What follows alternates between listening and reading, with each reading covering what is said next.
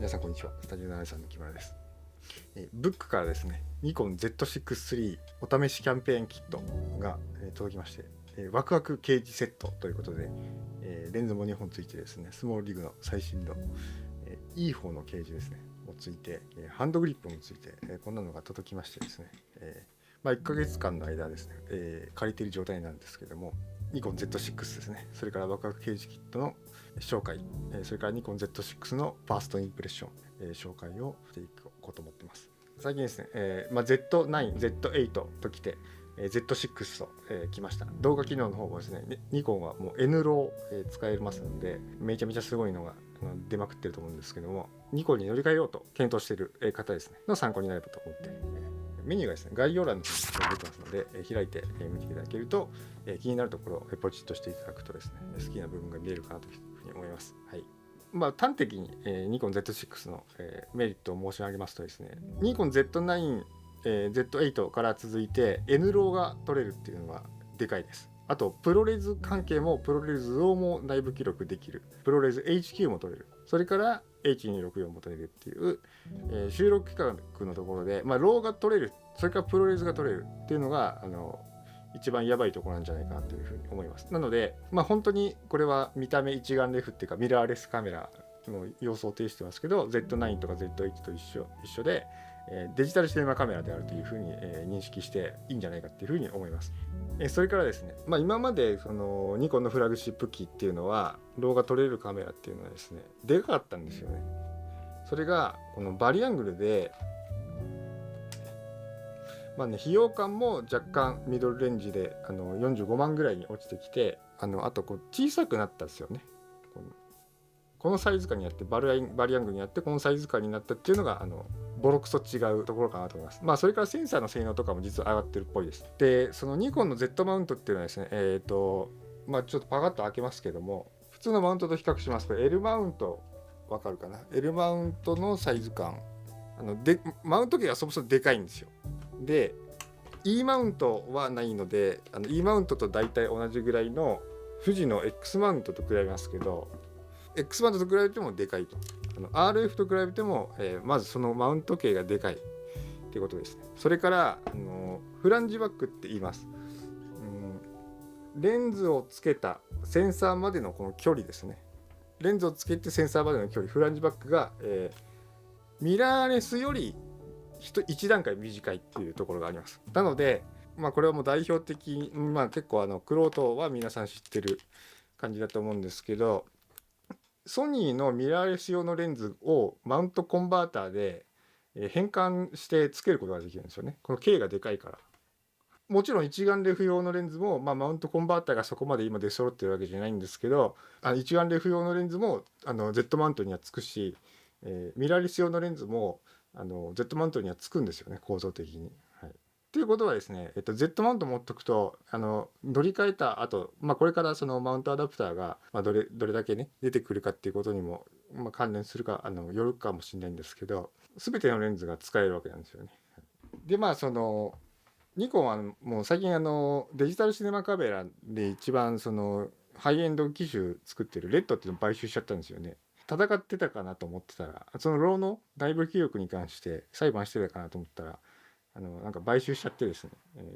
でレッドってちょっとフルサイズよりでかいラージフォーマットのやつとかも出してるんですよね。なのでこのマウント径もでかいし、ちょっと1ミリずつぐらい余裕あるから、多分これ中盤センサーっていうんですか、いけるっすよね、行こうと思えば。はい、だから500万以上とかの価格帯でおそらくレッドの新しいやつは出てくるますよね、 Z マウントで。でセンサーもちょっとでかいやつがきっと入りますよね、これは。っていう Z マウントのそもそもの設計が結構ぶっ飛んでるっていうか、ぶち込んでってるんですよね。で Z マウントのレンズもいくつかありますけど、これがその一番これ全部 F4 のレンズと F1.8 の 50mm なんですけど、これもやばいですよね。これ24120、24105じゃないですか。24120でこのサイズ感で超軽いですからね。これキャノンの24105より一回りぐらいちっちゃいぐらいのサイズ感なんで。ちなみにこれのレンズ簡単に言うと、これフィルター径 77mm です。はい。だこれとりあえずこれはボディ買ったらこれがあった方が動画ユーズは絶対これもうほぼこれで大丈夫みたいなやつですね。で 50mm の単焦点も1.8 のやつなんですけど、これはフィルター径が 62mm ってやつですね。これも小さい、かなり小さい単焦点としてあります。1.4 と比べるとね小さいです。結構これは僕は風の噂でもう本当4年前ぐらいにそのニコンの Z シリーズがミラーレス作った時にもう話は聞いててレンズの性能やっぱりいいみたいですね。全然いいって、でもレンズがいいみたいなことを結構経験のあるディレクターの人が言ってたりしたんで、ファーストインプレッションということで昨日屋形船にちょっと遊びに行く機会があったんで軽く使ったんですけど、ちょっと使い慣れてないんで ISO 感度オートとか、で撮ってたんですけど、もちろんスチールもちょっと若干ねパシャッとスチールの方もね撮ったりしてたんですけど、動画の方もローで撮ってたんですけど、ちょっとそれはローはまだグレーディングの方のとかはいじくり倒してないんでまだ見てないんですけども、もうねやっぱねやばいなと思いました、ニコンは。何がやばいかっつうと、多分これは僕ニコンちゃんと使ったの初めてなんですよ。そもそものなんか操作性ですよね。持った時の感触もそうだし、なんかやっぱりこう使いやすくて、こう使っててすごいなんていうんですかね、こう安定感っていうか安心感があるんですよね。この辺のグリップとか細かい時の操作感とかがやっぱりプロ機をずっと作ってきた歴史をすでに感じるというかカメラというものデジタルガジェットじゃなくてカメラをずっと作ってきた多分細かいチューニングがその歴史を全て感じることができるっていう凄さを僕は感じたんですよね。でそれをなんか安心感として僕は感じるんですよ。これはでもキャノンの一眼とかを使ってた時も思ったことかな。ちょっとこうミラーレスなんだけど、ミラーレスってデジタルガジェットなんですけど一眼レフっぽいノリで使えるっていうところがあったかな。でそう思う、一つの、根拠っていうか理由としてはやっぱりファインダーが見てて疲れないっていうか、ファインダーがね全然違いますねやっぱり。僕はそこまで一眼レフ使ってないですけど、一眼レフっぽい体験で電子ファインダーが使えている感じがあります。だからもっと自然だしファインダーを使ってて疲れないからファインダーを使うんです。これ動画でも使うんですよ。ファインダーが良かった。であとそのシャッターフィーリングもカシャっていうのが良かったし、シャッターを押した後のプレイバックする時に一回ここのボタンを押すんだけど、こうプレイバックする時に結構カシャカシャンみたいに言ってくれるんですよね。これカシャンみたいに言うんですけど、そういうのもねなんかねなんか安心するんですよねっていうところがありました。でバッテリーもねなんかねすげえ持ったな。ずっとつけっぱなしで長回ししてたわけじゃなくて、どっちかっていうとスナップ的な感じで、使ってたんですけど、こっちのねバッテリーもね全然持ちましたね。そんなこんなでなんかもともとだからカメラというものを、カメラというツールっていうんですか、プロフェッショナルツールを作る、やっぱりあるじゃないですか、知見って細かいところで。それはもうデザインとかじゃないですよ。もう細かい UI ですよね。機械的な UI だし、デジタルとのその機械的な UI のそのチューンアップですよね。でそこのなんかこうバックグラウンドがまずレベチであるっていうのを僕は思いました。であとね手ブレ補正だからやっぱ僕Eマウントとかに仕事では使ってるんで、Eマウントってやっぱりねフルサイズのやつって手ブレ補正がね機器がね動画やっぱ弱いんですよね。センサーそんな揺れさせらんないんですよね。でやっぱり Z マウントねやっぱ手ブレ補正の機器が全然違うな。1段とかってスペック的には1段ぐらい違うみたいな感じだったかもしれないんですけど全然違いますね。止まりますねちゃんと。しかもこれ望遠使ってこれ止まるんですごい使いやすかったですね手持ちでね。だからドキュメンタリー撮影にはめちゃめちゃいいんじゃないかって思いますね。であとやっぱりここの LCD が僕の慣れてるソニーとか富士とかと比べてちょっとでかい4インチぐらいあるんですよね。これがねちょっとでかいんで、これもねやっぱ良かった。やっぱ画面でかいと見やすいです。ファインダー見やすくてここ見やすいから使いやすいですよね。そこの辺で言うと。はい、追加はですね、ジンバルはジウンの Weevil 3E ってやつですね。めっちゃちっちゃいやつに24120のレンズをつけて乗りました。なので、ボディとレンズ含めてもかなり軽量な感じがします。はい。ちっちゃめの方のジンバルに余裕で乗っちゃうっていう感じがあります。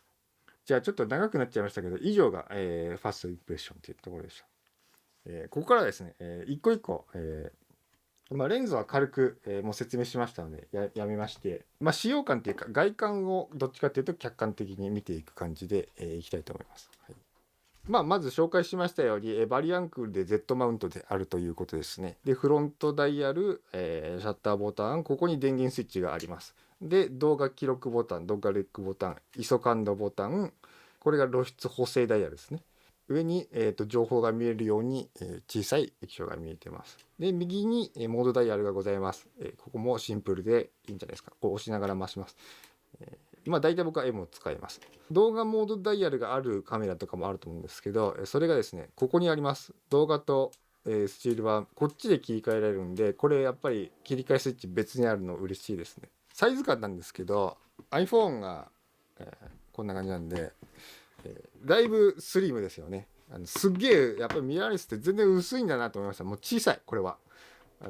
小さいし、これより小さいとこっちがなんか小指余るようになっちゃうから、こっちは小指余るようになっちゃうから、今若干はみ出てるように見えるかもしれないんですけど、これはねかなり持ちやすいですね。で、裏側見ましょうか。裏側がド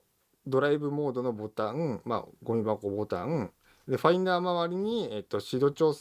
整がここにあるのと、これはディスプレイの表示切り替えボタンですね。はい、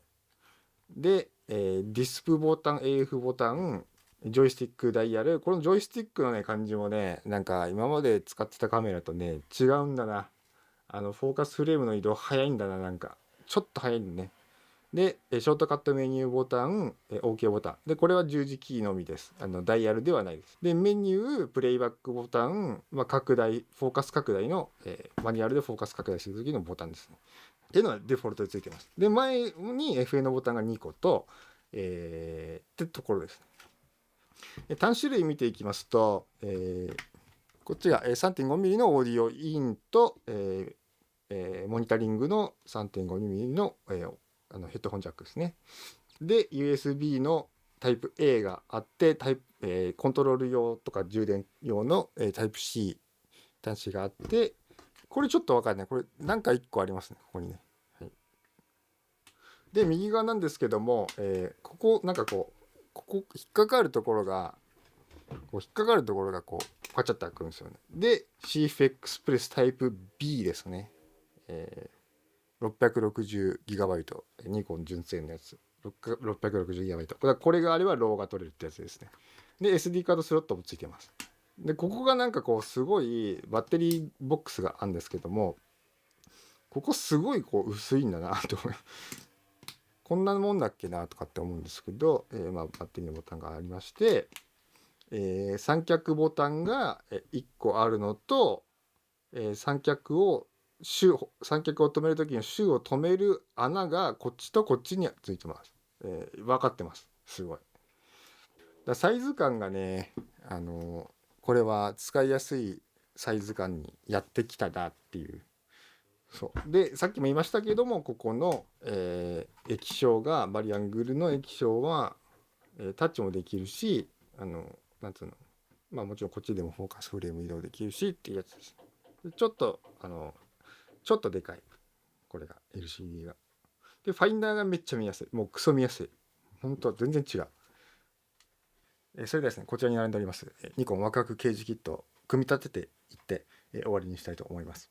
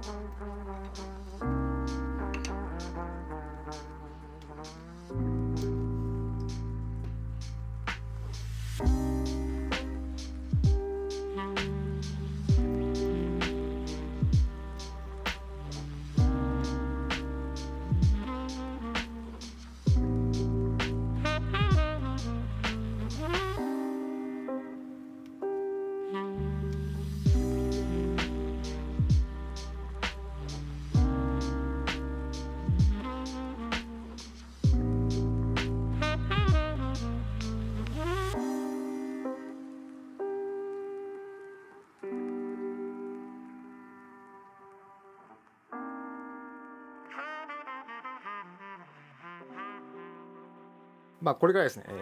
しっかり使っていきながらですね、約1ヶ月くらい借りてますので、サンプルフッテージとともにですね、また、ニコン Z6 のレビューとして、紹介させていただければと思いますので、お楽しみという感じです。何か、試してほしいこととか、ニコン Z6 に関して聞きたいこと、ありましたら、教えていただけると、ちょっと反映できると思いますので、よろしくお願いします。それではまた。